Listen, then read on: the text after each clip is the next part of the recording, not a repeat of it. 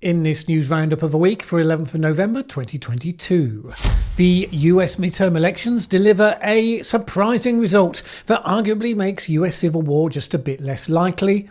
Ukraine takes back control of Kherson City as senior figures in the US administration urge them to negotiate with Putin. Social media giants Twitter and Meta are in meltdown as the online landscape seems vulnerable to change. And in this week's Short Thought, why the blame game at COP27 and everywhere else is so unproductive. My name is Mallen Baker. This is the Mallen Baker Show. The US midterm elections came and, well, in most states, went this week. Those that didn't rely on a team of drugged snails to do the vote counting, which seemed to be the way of several states. Not only did it not exactly play out as expected, it opened a glimmer of light through which you could view a near-term future where America does not descend into civil war. We'll talk about that in a moment. Overwhelmingly, the results have been written up by the media, left and right, as a huge win for Florida Governor Ron DeSantis and a huge loss for Donald Trump. By default, that also turns into a huge win for Joe Biden, given the fact that Biden is at near historic low approval levels, and under normal political conditions, that would have meant a massive rout at the polls. And it's hard to argue with much of the coverage. DeSantis turned a narrow win from his previous election into a major triumph in this one, and he did so based on a track record of being seen to have governed effectively, while also being one of the most effective anti-woke campaigners on the planet. While Democrats were saying that he would be killing people, DeSantis resisted COVID lockdowns, he eschewed masked mandates, and he got the schools reopened. As the costs of lockdowns are becoming more and more evident across the world as time passes, that seems to have been a sound call, or at least a less unreasonable one than it was painted at the time. The election victory for DeSantis burnished his claim to the presidential candidacy, Trump-like positions and policies married to competent administration and leadership, and that has a strong appeal to a lot of people right now. On the other hand, Trump bet big on a number of candidates he personally endorsed, the most important of which were those in swing states that could be pivotal for 2024. His chief demand for those who he endorsed was that they agree with him that the 2020 election was stolen from him. Since that's a claim with zero evidence that stood up in court, it acts as something of a filter to remove anyone with integrity from the pool. As a result, you got what Mitch McConnell decried months ago as a slate of low-quality candidates that he predicted would make it less likely Republicans would win the Senate. And so it seems. And they weren't helped by Trump's lack of interest in them. A couple of days away from the election, Trump spent time attacking Ron DeSantis, his potential rival for presidential candidacy, rather than seriously aiming to boost the party's performance. As former Trump voter Ben Shapiro noted, reminding everyone that you have no discipline by attacking a top gubernatorial candidate popular with the base 2 days before an election and a week before launching a comeback campaign is an interesting strategy. Shapiro noted the distinction between solid, sensible Republicans and Trump outliers. Basically, the Trumpian so-called election denier candidates performed almost the same as Trump himself did in their areas in 2020. But for a midterm election, with an incumbent president with historically low approval ratings, you should do significantly better than that. And that's what moderate old-style Republicans did. So, for instance, in Georgia, Trump-backed Senate candidate Herschel Walker trailed incumbent Democrat Raphael Warnock, and that race will now go to a runoff on which the balance of the Senate will depend.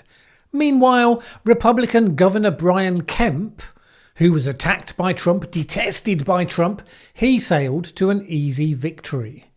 And this is the challenge now for Republicans. You could not get a more stark illustration of what's currently in front of them. You can go with a traditional approach to valuing quality in candidates first and the other stuff second, as illustrated by Ron DeSantis and some of the other winning candidates.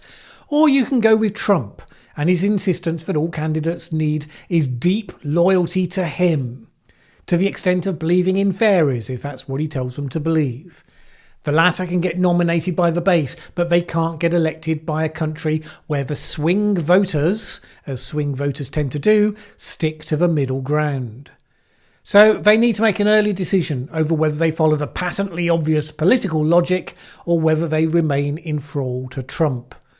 After all, they stayed in thrall to Trump because he had a remarkable base of supporters they presumed could not be incentivised to vote for them in his absence. But now, well, much of that base seems to like DeSantis just fine. And having the effectiveness without the unnecessary drama, well, that actually appeals to some of them rather more. So what do?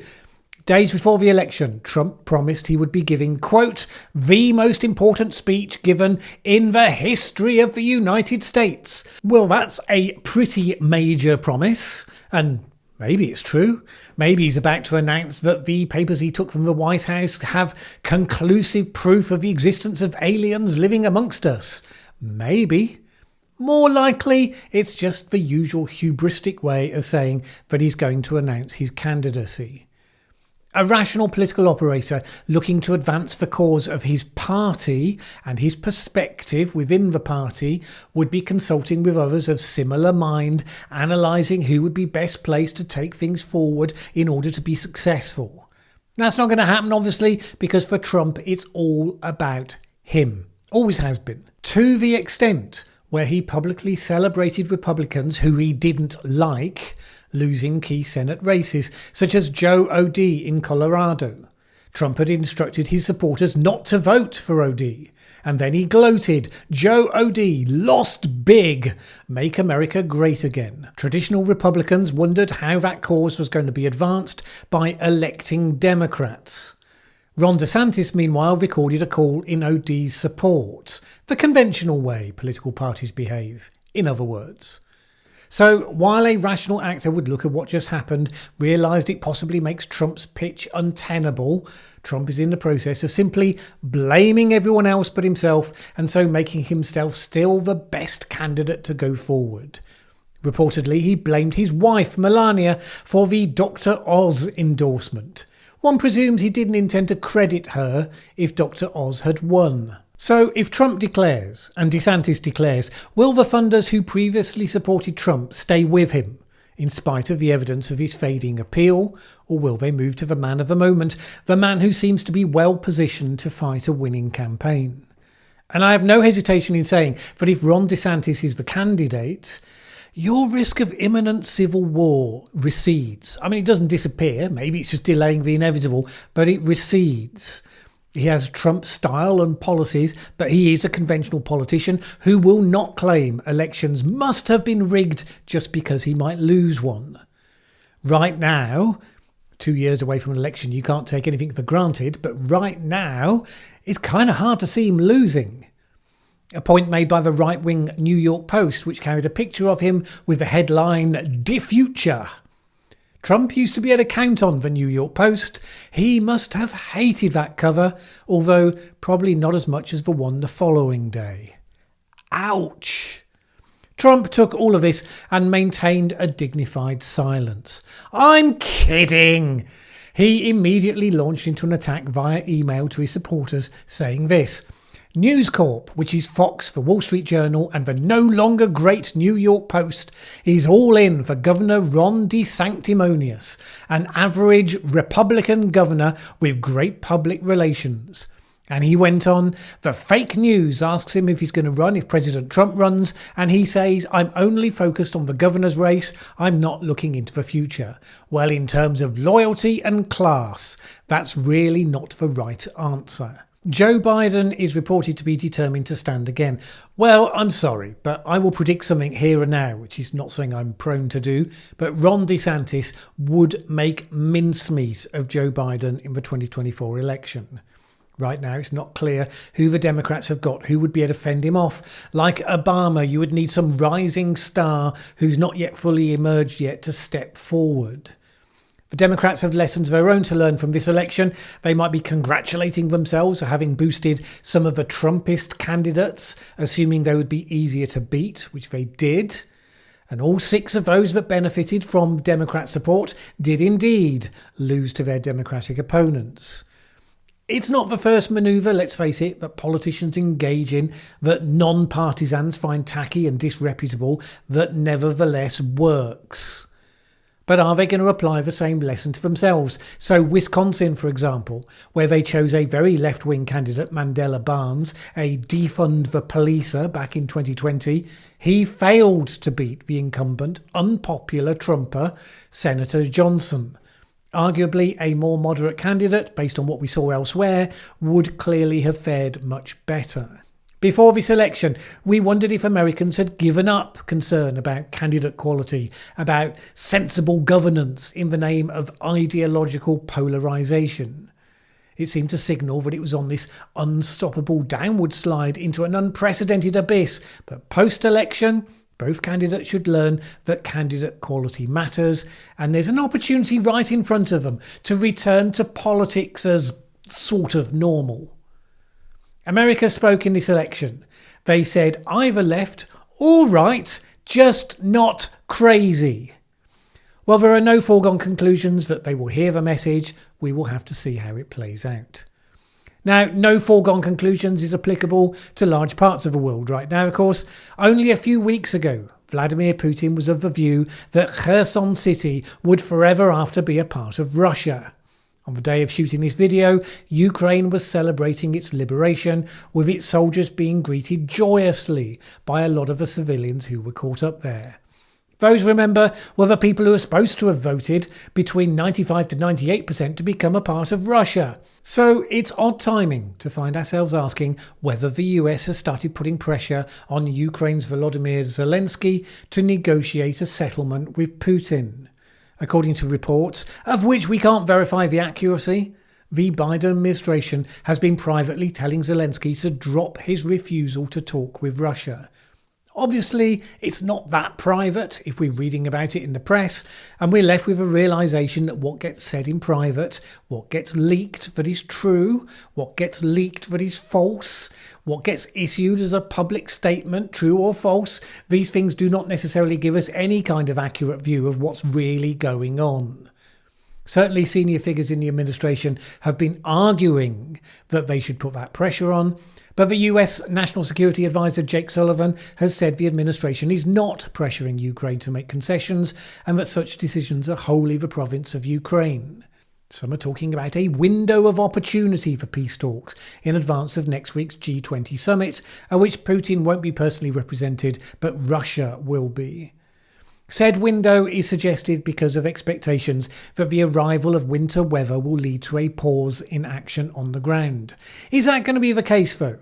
It may be repeated as truth by a number of the mainstream media outlets, but the Institute for the Study of War, which provides detailed daily briefs of events on the ground based on a wide variety of public sources, it disagrees. And it said this: winter weather could disproportionately harm poorly equipped Russian forces in Ukraine, but well-supplied Ukrainian forces are unlikely to halt their counter-offensives due to the arrival of winter weather and may be able to take advantage of frozen terrain to move more easily than they could in the muddy autumn months. You'd rather imagine that if the US is indeed starting to signal privately that they will be building pressure for resolution, Ukraine would actually see itself as having an incentive to continue to make progress on a shorter timescale, because that will strengthen its hand. Such progress has been in evidence this week as Russia retreated from the city of Kherson following a highly staged television meeting between Defense Minister Sergei Shoigu and Russia's commander in Ukraine, Sergei Surovikin. And it's hard to see that as anything other than a significant setback for Russia's campaign. Meanwhile, Ukraine's troops may be well equipped for riding out the winter. Russia has been continuing its campaign to deny such comfort to the broader mass of the population. Regular attacks against power infrastructure have continued, which has begun to impact critical civilian services such as healthcare and heating. According to President Zelensky, around 40% of the country's energy system has now been destroyed, forcing them to operate scheduled and emergency blackouts across the country. So there will be plenty of people under pressure during the winter. Will that pressure tell more on the battlefield to the benefit of Ukraine, or amongst the civilian populations of Ukraine, and of course critically supporting nations to the benefit of Russia. The game of 3D chess continues, the stakes aren't getting any lower.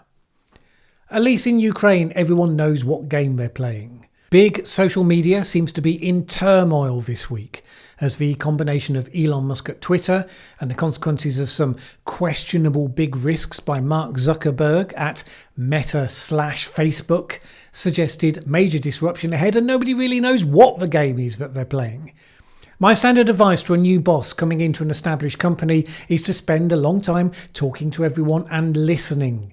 Get some sense of what works, what doesn't, before you come up with your bold plans. Well, obviously that's the sort of wussy approach laughed out of a building by the internet entrepreneurs who grew rich on the principle of move fast and break stuff. So in his first few days in charge of Twitter, Elon Musk fired a lot of staff and broke a lot of stuff. Half of the 7,500 employees, boom, gone. Now maybe that's what needed to be done. Maybe these were all the dead weight that Twitter needed to lose. Can you really tell that on day one though? Probably not. And certainly not, according to one insider engineer who spoke to the MIT Technology Review, who said that a significant number of those who had gone were the technicians who kept the platform stable and working. The fixing of the small bugs that constantly appear with any large-scale and complex code base. So the first sign of this was that some users started seeing the reappearance of an old system of manual retweets from 2009 when they tried to use the retweet function. Other bugs in the last few days included follower accounts that race ahead of a number of people actually following you, replies that don't load, and a number of other small bugs. In its earlier days, when it was growing strongly, Twitter bugs and lack of capacity used to happen often enough that the Twitter fail whale meme became extremely familiar. Since then, it had become relatively a lot more stable, thanks to the team of engineers that has now been decimated. Having done that, Musk has then been throwing new changes at them at short notice. The latest was the idea that since the blue check marks that used to designate that someone at Twitter believed that you were a proper person worthy of some distinction, which was a bit of a weird system, but still, those were now for sale. Suddenly, a new double verification system was introduced. So in addition to the blue check mark available now to any old plebs, the actual proper people could get a new grey check mark that was basically what the blue check mark used to be. The new system started to appear on a few people's accounts before Musk declared via tweet that he'd killed the system, and it immediately disappeared again. If that feels to you like there's an overgrown toddler wandering around the company, poking things, demanding new toys, well, you're obviously not zoned into Elon's brilliance. Or something. Perhaps we could find out what's meant to be happening. Except, of course, the communications team have all been fired. And some of those that haven't been fired are leaving anyway. 3 top security officials all resigned. Yoel Roth, the head of safety and integrity, who was deputised to publicly address the concerns of advertisers and users, well, he then left. Twitter's head of client solutions, Robin Wheeler, he quit. A wave of those departures came after Musk addressed a staff meeting and floated that the company could well end up in bankruptcy. Always good for morale. In the meantime, various left-leaning celebrities have announced their departure from Twitter. The chief destination they seem to be leaving for is one called Mastodon, which is a slightly confusing Twitter clone. Confusing because you have to sign up for a specific server, which may be location-based or topic-based, and maybe that will be the app of the future. I'm personally not expecting it to be much more successful than Truth Social or Parler or Getter on the other side. And Musk has said that the number of active accounts on Twitter is still as good as it's ever been, in fact better. Which you can't, however, say for the advertisers, many of whom have put spending on Twitter on pause while they see exactly how things are going to unfold. But Twitter isn't the only social media giant enduring stormy times. Mark Zuckerberg this week announced he was laying off 11,000 staff at Meta, formerly Facebook, which is suffering torrid times. The reason given for the layoffs is that expectations that the growth in usage during the pandemic would be permanent turned out not to be the case. Economic downturns, increased competition for advertising, these things were coming together to mean a slump in revenue. Meta's 2022 has been one of robustly declining stock prices. Zuckerberg said that he would focus on high priority growth areas, which he said included artificial intelligence, advertising, and our long-term vision for the metaverse. You know, the metaverse, the fantastic next generation online experience that is so fantastic and so next generation that reportedly even Meta staff don't like spending their time there. Investors in Facebook have been increasingly restive because of a vast quantity of money being sunk into creating the next paradigm of the internet, as they become increasingly suspicious that it's Zuckerberg's fantasy. Not going to make any money. Something like $70 billion is going into developing this fantasy. Zuckerberg admits that it could be 2030 before that investment starts to see a payoff. The metaverse enables you to have an avatar, you can have virtual meetings with people, they're even working on a glove that enables you to touch and feel things as they're represented in the digital world. Or you could live in the real world and touch real things. That's always a thought. And it's not really clear why the digital version is going to be preferable. What is the killer app that will entice people to strap themselves into this thing? I'm always aware that I could end up being the curmudgeonly old git deriding the next big thing because it's against the natural order of things. But when it comes to the metaverse, we currently seem to be in the majority.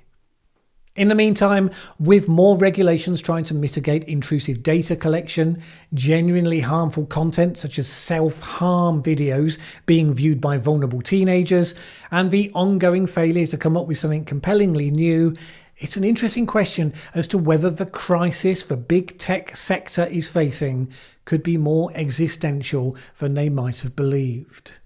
Time will tell what interesting times they are turning out to be. Some years ago, I was asked to take over the IT department of my organisation, which for various reasons had been in crisis for years. And we changed a bunch of stuff, we sorted the problems out pretty quickly, but there was one thing I failed to do. I tried and failed to bring in a blame-free culture to that team. I tried and failed to get them to see it as a good thing to openly talk about the things that hadn't worked. The point of a blame-free culture at work is that you encourage people to admit and to share the lessons from the mistakes they've made. It means that you can improve what you do more quickly. You can avoid making the same mistakes in the future. But people have to trust that they really won't be blamed for those mistakes. They won't be negative consequences for owning up to them. And they kind of had a point. Before I got there, they'd had the whole organisation, unfairly, but it feels the same, blaming them for years for everything that was going wrong. And they could say, well, look, we know you, Mallen, don't believe in blame, but if we look over your head to the chief executive, we kind of get that perspective isn't shared there. So we'll just keep our heads down if it's all the same to you. The lesson is that it's hard to escape the negative effects of a blame culture if that's what you find yourself in. Personally, I think you always have a choice, but I recognise it can be quite a hard choice. I'm reminded of all of this because of the big debate going on at the COP27 climate conference this week about damage and reparations, which is all about blame. Rich countries made emissions from fossil fuels. We, for instance, say in Pakistan, just had a devastating flood, which we believe was likely made worse by climate change. Hence, you owe us damages. Now, the problem with blame discussions is that they do, of course, stem from a place that is entirely valid, which is justice. If someone grievously does you wrong, well, of course, they should be held to account. Of course, you should get some recompense. But when you start to base your entire society on the presumption that everyone should get sort of equal outcomes, and if it doesn't happen, somebody must be to blame, you go far beyond that starting point. So let's stick with that example. Pakistan has had some challenges ahead of it. I have huge empathy and support for its people in trying to work their way through them. And they had some terrible flooding this year. Not for the first time, the monsoon season has delivered such before, but none of that takes away from the terrible impact. So, Who is to blame? My argument is that is the least important question. More to the point is what is to be done. How do you best improve the situation? What are the lowest cost, highest effective solutions? How can they be brought to bear?